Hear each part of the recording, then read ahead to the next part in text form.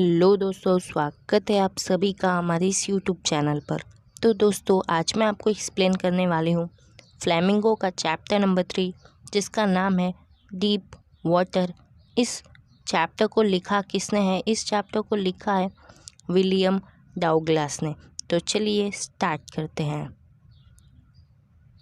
हम देखेंगे इस डीप वाटर की summary. Let's get started. This story tells us how the writer overcame his fear of water and learned swimming with determination and willpower. इस story में है क्या?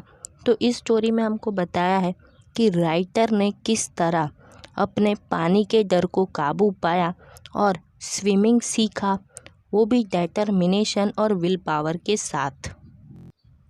He was having terror of water since childhood. When he was 3 or 4 years old, he had gone to California with his father, where on the beach the waves knocked him and he was terrified.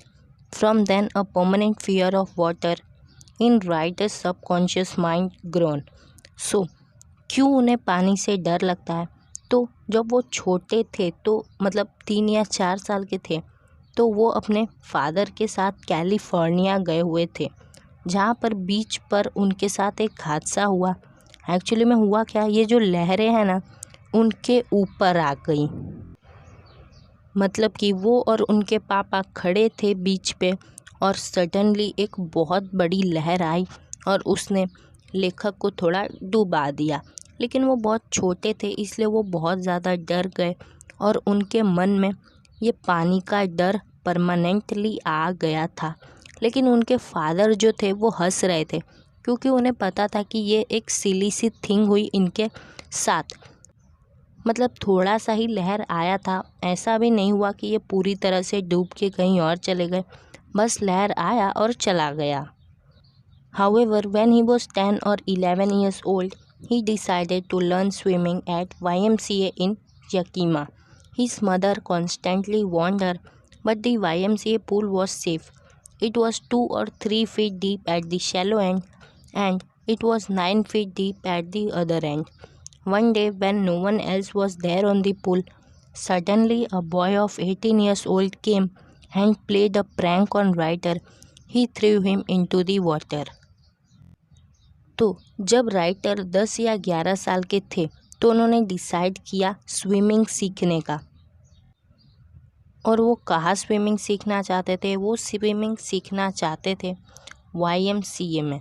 मतलब एक pool का नाम है YMCA, वहाँ पर वो swimming सीखना चाहते थे, जो कि है कहाँ पर? यकीमा में है।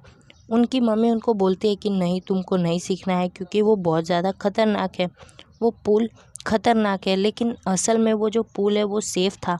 वो सिर्फ एक तरफ से देखे तो सिर्फ 2 से 3 फीट गहरा था, लेकिन दूसरी तरफ से वो 9 फीट गहरा था।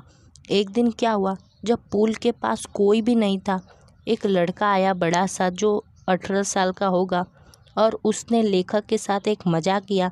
उसने क्या किया, उनको उठाया और पानी में फेंक दिया। तो ये एक काफ़ी ख़तरनाक मजाक था। देखते हैं क्या हुआ लेखक के साथ। He went 9 feet into the water. When he reached the bottom, he jumped upward with all his strength. He came up very slowly. He tried to catch ropes, but there was only water. He went down again. His lungs was full of water. He was not able to breathe. All his limbs were paralyzed. He felt paralyzed with fear. Only the movement of his heart told him that he was alive. Only the movement of his heart told him that he was alive. He tried for the third time. But all the efforts were in vain. He thought he is dead. But after some time, he was brought up by someone. He was lying on stomach, and everyone was scolding the boy of 18. तो जब उस बड़े लड़के ने लेखक को पानी में फेंक दिया, तो लेखक 9 फीट अंदर पानी में चले गए। और जब वो एकदम नीचे पहुँचे ना, तो वो अपनी पूरी ताकत लगा के ऊपर कूदने की कोशिश किए और बहुत धीरे धीरे वो ऊपर आते गए। लेकिन बीच में उन्होंने सोचा कि मैं कुछ रस्सी पकड़ूं, लेकिन वहाँ पर कुछ भी नहीं था, सिर्फ पानी ही पानी था। और वो वापस से नीचे आ गए। उनके लंग्स में पानी भर गया था और वो सांस भी नहीं ले पा रहे थे। उनके जो लिम्स थे वो पैरालाइज्ड हो गए थे। उन्हें बहुत पैरालाइज्ड महसूस भी हो रहा था, क्योंकि इतना डर लग रहा था कि उन्हें कुछ भी सूझ ही नहीं रहा था कि करना क्या है और क्या नहीं करना है। सिर्फ उनके जो हार्ट थी उसमें मूवमेंट हो रहा था और उसी से उनको पता चल रहा था कि वो ज़िंदा हैं। फिर उन्होंने थर्ड टाइम भी ट्राई किया। 2 बार उन्होंने पूरी कोशिश की, लेकिन वो ऊपर नहीं आ पाए। तो उन्होंने थर्ड टाइम भी कोशिश की, लेकिन इस बार भी कुछ नहीं हुआ। और इस बार तो उन्हें ऐसा लगा कि वो मर चुके हैं। लेकिन थोड़ी देर बाद कोई उन्हें निकाल कर ले गया और फिर उन्होंने अपने आप को कहाँ पाया? अपने आप को उन्होंने ज़मीन पर पाया। वो सोए हुए थे और सब लोग उस बड़े लड़के को डांट रहे थे कि ये तुमने कैसा मजाक किया, उसकी जान भी जा सकती थी। This incident created a permanent fear of water for Ryder. It spoiled many of his expectations of canoeing, swimming, and fishing. It spoiled his pleasures in Main Lake, New Hampshire, Deschutes, Columbia, bumping, swimming. However, he tried to learn swim again.